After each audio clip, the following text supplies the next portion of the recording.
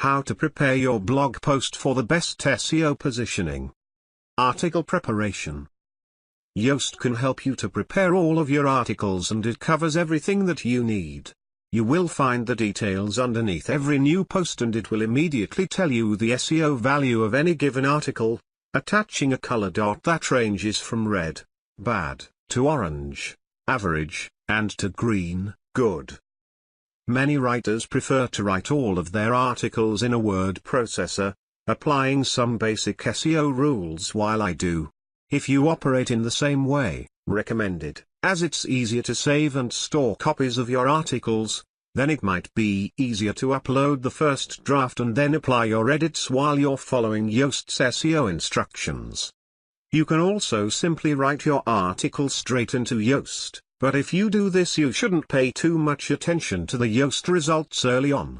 If the article is some way away from completion, you'll get a false set of results. Instead, try to check halfway through and then near the end.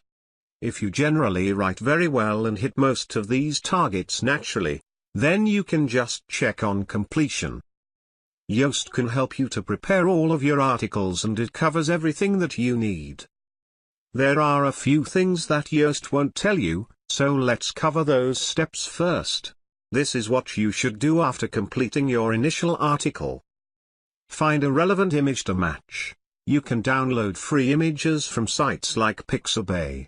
Just make sure everything you use is free from copyright. Rename the image to your chosen keyword and then include this keyword in the alt description. You add a caption.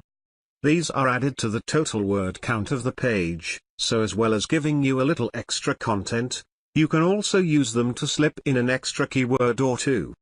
Upload via the text option and not the visual option, otherwise your word processor will add unnecessary code and complicate things for Google. Ensure the spacing is correct and then add header tags. The easiest way to do this is to highlight your headers, click the bold option, and then replace each strong with H1, H2, H3 or H4. Use the first for your main title, the second for your main section headers, and the others for smaller headers. The first two should always be included. It's not essential to include either of the other two. Add WordPress tags. This is more about site layout than SEO, so use tags you will use again as a way of connecting similar articles. Add your article to your main blog category and to another relevant category.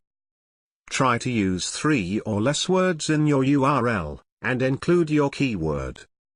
Once you do that, then you need to add your keyword into the relevant bar in the Yoast plugin.